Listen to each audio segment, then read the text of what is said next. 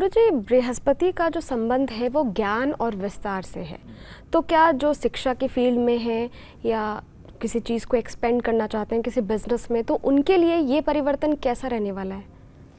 देखो, ये जो अद्वितीय जो बृहस्पति का परिवर्तन होता है वह एक राशि पर 13 महीना रहता है, तो इसलिए इसका बड़ा व्यापक असर पड़ता है। तो जिस घर में होगा उस घर के प्रभाव को पड़ेगा। तो मैंने बताया कि मेष राशि वालों के लिए कैसा होगा। तो ये जो लोग शिक्षा के क्षेत्र में, उनकी शिक्षा हाईली क्वालिफाइड होंगे, उच्च शिक्षा होगी। अगर कोई मान लीजिए कि लॉ के फील्ड में है तो हाईली क्वालिफाइड होगा, उसकी शिक्षा पूरी होगी। कोई बैरिस्ट्री कर रहा है तो उसके लिए अच्छा होगा। कोई विज्ञान के क्षेत्र में कुछ बड़ा करना चाहता है उसके लिए अच्छा होगा। कोई आध्यात्मिक क्षेत्र में जाना था उसका आध्यात्मिक क्षेत्र बहुत बढ़िया होगा। तो बृहस्पति ज्ञान देने वाला होता है। अगर कोई मंत्रिमंडल में है तो उसको मंत्रिमंडल में बढ़िया पद मिलेगा, उसकी जिम्मेदारियां बढ़ जाएगी, उसका महत्व बढ़ेगा और वो अपने कर्मों के द्वारा, अपने ज्ञान के द्वारा पहचाना जाएगा। चूँकि अपने ज्ञान से वह काफ़ी फेमस होगा, ख्याति लब्ध होगा, चूँकि ज्ञान का भी कारक है। उसकी संतानें बहुत अच्छा करेंगी। तो एक तरीके से देखा जाए तो बृहस्पति ज्ञान का भी कारक है, बौद्धिक क्षमता का कारक है, तो उसके लिए कालखंड पूरा अच्छा रहेगा। जी गुरुजी, जो राशियां बच गई थी जिनके बारे में आपने आधी राशियों की बताई, आधी राशियां बची हुई है, तो मैं चाहती हूँ कि आप उनको भी बता दें कि बृहस्पति का जो गोचर है कर्क राशि में, उनके लिए कैसा रहेगा। देखिए, अभी तो मैंने मेष राशि के बारे में बात की, अब वृष राशि के बारे में बात करते हैं। जो वृष राशि वाले जातक हैं उनकी राशि से बृहस्पति पंचम भाव में बैठेगा। तो बृहस्पति पंचम भाव में बैठे तो इस तरह के लोग बड़े इंटेलेक्चुअल होते हैं। अकल्ट साइंस में उनकी रुचि बढ़ेगी, उनकी संतानें बहुत अच्छा करेंगे और उनका इंट्यूशन अच्छा होगा, आध्यात्मिक विकास होगा और आपकी एक अलग पहचान होगी और आपका जो धन धान के क्षेत्र में किया गया प्रयास सार्थक होगा, आर्थिक स्थिति आपकी सशक्त होगी। वहीं बृहस्पति पंचम भाव से बैठ करके सीधे नवम भाव को देखेगा तो आपकी भाग्य में वृद्धि होगी, इनकम का जरिया बढ़ेगा, पिता का सहयोग मिलेगा। जहां आप नौकरी करेंगे आपके उच्चस्थ निम्नस्थ लोगों से संबंध अच्छा होगा। पुनः इनकम भाव को देखेगा तो आय के चतुर्दिक स्रोत बढ़ेंगे, मल्टी डायमेंशनल क्षेत्र से आपके पास धन आएगा, तो धन की स्थिति बहुत अच्छी होगी। अगर आप लेखक हैं, साहित्यकार हैं, ग्रंथकार हैं या मीडिया क्षेत्र में हैं या फिल्म बनाते हैं या कहानी लिखते हैं तो उससे आपको लेखन कार्य से बौद्धिक क्षमता के द्वारा आपके पास धन आएगा। तो ये पूरा अच्छा रहेगा। दूसरी बात का ध्यान रखना है कि जो विद्यार्थी है पंचम भाव में बैठा, पंचम भाव विद्या ग्रहण करने का टाइम है, तो उसको ध्यान रखना है कि अपनी पढ़ाई लिखाई में मन लगाना है, अपने को फोकस होना है, कॉन्सेंट्रेट होना है, नहीं तो आपको दिक्कतें आएंगी। तो इस बात का ध्यान रखना, आपको दिक्कत ना आवे इसके लिए आपको क्या करना है कि बृहस्पति देव की पूजा करें, अपने माता पिता का सम्मान करें, क्योंकि माता पिता आपके प्रथम गुरु हैं। तो जब आप प्रातः काल उठते हैं तो माता पिता का चरण स्पर्श करें। वहीं जो मिथुन राशि वाले जातक हैं उनकी छठे भाव में बैठेगा, तो छठा भाव कहते हैं कि रोग और शत्रु का भाव होता है, तो आपके रोग और शत्रु विरोधी परास्त होंगे, आपकी कुंडली में शत्रुहंता योग बनेगा। अगर जो आपसे पंगा लेगा उसका पतन शुरू हो जाएगा, वो आपका कुछ बिगाड़ नहीं सकता। वहीं देखा जाए तो सातवीं दृष्टि उसकी पड़ेगी 12वें भाव पर, तो आपके खर्चे बढ़ेंगे और आपके पास अचानक खर्चे हो सकते। खर्चे किस तरह का बढ़ेगा, आपका धार्मिक कार्यों में खर्च होगा, निर्माण कार्यों में धन खर्च होगा, कुछ अचानक घर में शुभ और मांगलिक कार्य हो सकता है उसमें धन खर्च होगा। वहीं इसकी जो दृष्टि एक दो जो पांचवी दृष्टि होगी वो आपके माता पिता के सुख को बढ़ाएगा और अनेक प्रकार के कार्य कराएगा, आपका प्रमोशन कराएगा, आपकी समाज में एक नई पहचान बनाएगा। और देखा जाए तो नवी दृष्टि धन भाव पर पड़त, तो धन भाव की स्थिति आपकी काफ़ी अच्छी होगी, धन दान में वृद्धि होगी। अब आइए हम बात करते हैं मिथुन राशि वाले जातकों के लिए। तो जो मिथुन राशि के जातक हैं उनके राशि से यह जो पांचवा भाव उनका सप्तम भाव हो जाएगा, तो सातवें भाव में क्या होगा कि आपको एक तो धन दान की स्थिति अच्छी होगी, दाम्पत्य जीवन आपका अच्छा होगा और कई महत्वपूर्ण कार्य आपके संपन्न होंगे, माली हालत आपकी अच्छी होगी, पत्नी का सुख मिलेगा, पत्नी की सेहत को लेकर के जो चिंता समाप्त होगी, पत्नी को नौकरी मिलेगी। दूसरी बात है कि आपका कॉन्फिडेंस लेवल बढ़ेगा, आपके पास अगर अचानक कोई संकट आ गया तो संकट से कैसे निजात पाया जाए वो आप बड़े अच्छे से कर लेंगे और अनुकूल परिस्थिति और प्रतिकूल परिस्थिति हो आपका मैनेजमेंट बहुत अच्छा होगा। वहीं इनकम भाव देखा जाए तो इनकम भाव का काफ़ी अच्छा होगा और जो भी जिम्मेदारी दी जाएगी अपने खूब मेहनत करके अपरिमित ऊर्जा के द्वारा अपने कार्य को सिद्ध कर लेंगे। अब आपको कोई दिक्कत न हो इसके लिए आपको क्या करना है कि केले का जड़ अपने बाह में बृहस्पतिवार के दिन बांधना है, या बृहस्पतिवार के दिन आप क्या करें कि हल्दी या पीला चावल मंदिर में दान करें, आपके लिए अच्छा रहेगा। वहीं जो कर्क राशि वाले जातक हैं उनका तो अपने घर में प्रथम भाव में हो जाएगा। तो जो कर्क राशि वाले जातक हैं उनका देखा जाए तो उनके व्यक्तित्व में विकास होगा, मान सम्मान बढ़ेगा, पद प्रतिष्ठा में वृद्धि होगी, राजनैतिक लाभ मिलेगा और माता पिता का सुख मिलेगा, दाम्पत्य जीवन आपका अच्छा होगा, संततियों का सुख अच्छा मिलेगा, भाग्य से आपके सारे कार्य संपन्न होंगे, तो आपके लिए तो काफ़ी अच्छा होगा। वहीं जो सिंह राशि वाले जातक हैं उनके लिए यह कालखंड काफ़ी अच्छा होगा। आपकी देश विदेश की यात्रा होगी, आप जो अपना विजन है, आइडिया, उसको संपन्न कर लेंगे और कई सारे कार्य आप करेंगे। थोड़ा सा रोग शत्रु विरोधी आपके सक्रिय हो सकते हैं और अपने अतीन्द्रिय ज्ञान की बात माने, इमोशंस में आके कोई कार्य न करें, इस बात का ध्यान रखना है। दूसरी बात ये ध्यान रखना है कि आप अपनी उम्र को लेकर के तेज गति की गाड़ी न चलावें। लेखन कार्य में अगर रुचि रखते हैं तो ग्रंथकार हो सकते हैं, आपकी ग्रंथ अच्छा हो सकता है। वहीं परिवार के प्रति थोड़ा सा कंसर्न रखें, बच्चों के प्रति अच्छी सोच रखें, आपके लिए अच्छा रहेगा।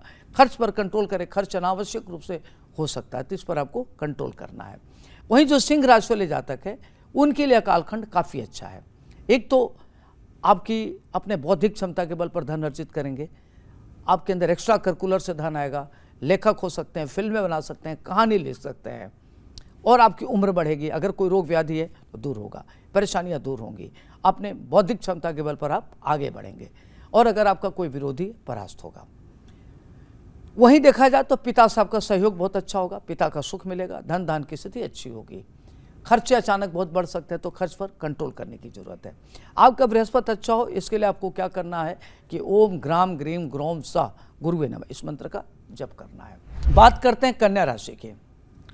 तो जो कन्या राशि वाले जातक हैं आपको ध्यान रखना है कि कटु भाषा बोलने से बचें।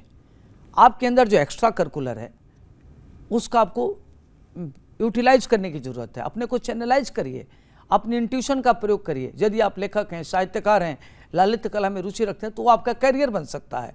तो उस दिशा में आप एफर्ट करिए और प्लानिंग करके कार्य करिए, आपको बड़ी सफलता मिलेगी। ध्यान रखना है कि किसी की बहकाव में ना हो, बहुत इमोशनल है, बहुत जल्दी किसी की बातों में आ जाते हैं, चूँकि उदारता आपके अंदर एक्सट्रीम उदारता है तो इस पर आपको कंट्रोल करना है। दूसरी बात का ये ध्यान रखना है कि हेल्थ वेल्थ को लेकर के सचेत रहें।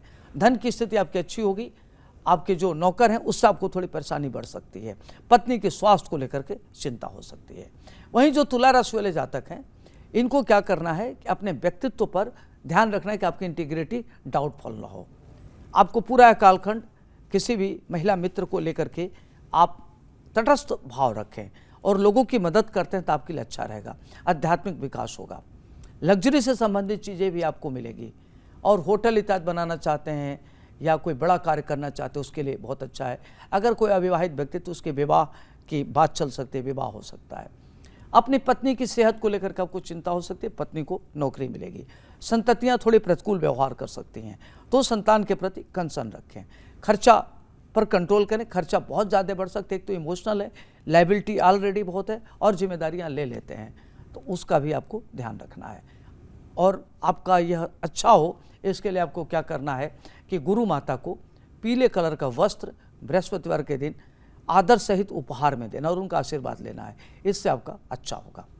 वहीं बात करते हैं वृश्चिक राशि की। तो जो वृश्चिक राशि के जातक हैं आपको ध्यान रखना है कि माता जी की सेहत को लेकर के थोड़ी परेशानी हो सकती है, पत्नी की सेहत को लेकर के दिक्कत हो सकती है। वाणी पर नियंत्रण रखें, बहुत खराब बोलते हैं तो भाषा पर नियंत्रण रखें, भाषा आपकी खराब हो सकती है तो उसका ध्यान रखना है। दूसरी बात का ध्यान रखना है कि आपके पास चतुर्दिक आय का जरिया बढ़ेगा। प्रॉपर्टी इत्यादि में अगर कोई डील करते हैं तो आपको सफलता मिलेगी। राजनीति में बड़ी कोई जिम्मेदारी मिल सकती है, बड़ा कोई लाभ मिलेगा। अगर आप राजनीति में हैं तो कोई उच्च पद नेतृत्व करने की बड़ी जिम्मेदारियां मिल सकती हैं। पत्नी की सेहत को लेकर के सचेत रहें, ध्यान रखें, कंसर्न रखें। बच्चों को बूस्टअप करिए, उनकी टेरिटरी में दखलंदाजी मत करिए, उनको इनकरेज करिए और अपने किसी महिला मित्र का सहयोग प्राप्त करेंगे, उससे आगे बढ़ेंगे। अब हम बात करेंगे धनु राशि की। धनु राशि चूंकि बृहस्पति की अपनी स्वयं की राशि है तो इस तरह के लोग बड़े सेंसिटिव हो जाते हैं, छोटी छोटी बातें इनको बहुत बुरी लगती है। तो आप प्रोफेशनल को और इमोशनल को एक साथ इंटरमिंगल मत करिए।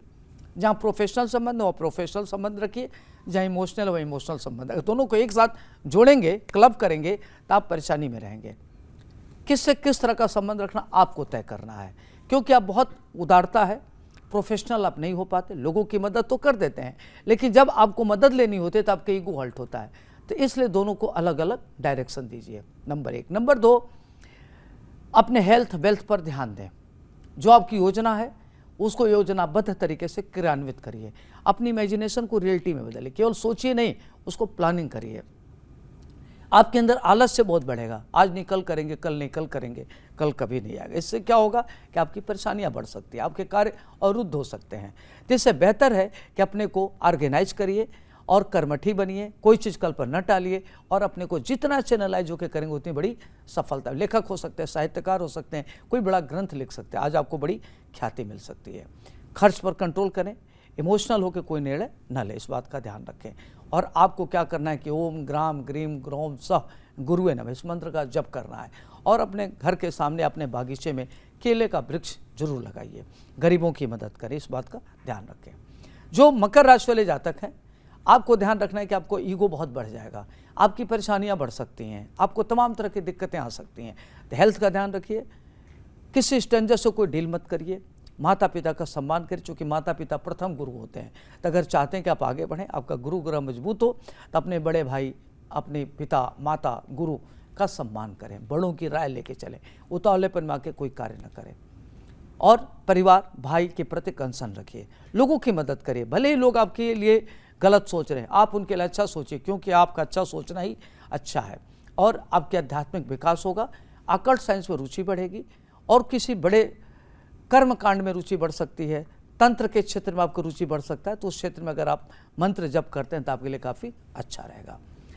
आपके विरोधी रोग शत्रु बढ़ेंगे, गाड़ी तेज न चलावें, इस बात का ध्यान रखें। और जो भी खर्च करें लिमिटेड खर्च करिए, आय से ज़्यादा व्यय मत करिए, क्योंकि आपका नेचर एक्स्ट्रावेगेंट होगा, आपके खर्चे बढ़ने की प्रवृत्ति बढ़ सकती है। कुछ पैसे महिला मित्रों में खर्च कर सकते हैं, उसको थोड़ा बचाइए, नहीं तो पत्नी से वाद विवाद हो सकता है। आपको क्या करना है कि गुरु माता का आशीर्वाद लें या अपनी माता पिता का चरण स्पर्श करें, आपके लिए अच्छा रहेगा। पीली वस्तु का दान करना आपके लिए अच्छा रहेगा, या बंदरों को केला खिलावें। अब आइए हम बात करते हैं कुंभ राशि की। जो कुंभ राशि के जातक हैं, आपके लिए चूंकि शनि की 7.5 भी चल रही है, तो आपको जो भी कार्य करना है सोच समझ के निर्णय लेना है, उतावलेपन में के कोई निर्णय नहीं लेना है। आपके लिए काफ़ी अच्छा रहेगा, धन की स्थिति अच्छी होगी, आप जो प्लानिंग करेंगे उसमें सफलता मिलेगी, किसी बड़े व्यक्ति के सहयोग से आगे बढ़ेंगे, मंत्रिमंडल में जगह मिल सकता है। अगर आप राजनीति में हैं तो संगठन में कोई बड़ी जिम्मेदारी मिल सकती है, देश विदेश की यात्रा होगी, नेतृत्व करने की क्षमता बढ़ेगी, संतानें बड़े अच्छा करेंगे, संतानों से आपका मन खुश रहेगा। पत्नी को नौकरी मिल सकती है, पत्नी की सेहत को लेकर जो चिंतित है वो ठीक होगा और आपका आध्यात्मिक विकास होगा। गुरु का सम्मान करें, माता पिता का सम्मान करें, माता पिता गलत ही कहे उसकी बात को ब्लाइंड ट्रस्ट करिए, उसकी बात पर भरोसा करिए, तो आपके लिए काफ़ी अच्छा होगा, धन की स्थिति अच्छी होगी।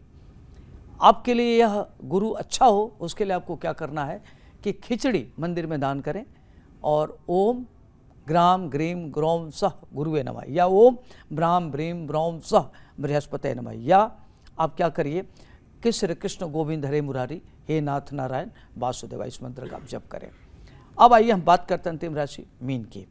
जो मीन राशि वाले जातक हैं उनके लिए कालखंड काफ़ी अच्छा होगा, धन की स्थिति अच्छी होगी, आप आगे बढ़ेंगे, प्रगति करेंगे, लेकिन आप क्वाइट सेंसिटिव हो जाएंगे, जनरसनेस बढ़ जाएगी, छोटी छोटी बात को लेकर परेशान रहेंगे। तो अपनी इस नेचर को बैलेंस करने के जितना आप संतुलित आचरण करेंगे, जितना संतुलित विचारधारा होगा, जितनी पॉजिटिव सोचेंगे, उतना आपके लिए बढ़िया रहेगा।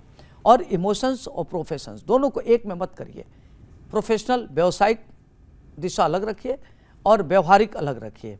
संवेदनशीलता में आकर अगर कोई काम करेंगे तो आपको नुकसान होगा, जिसका आपको ध्यान रखना है।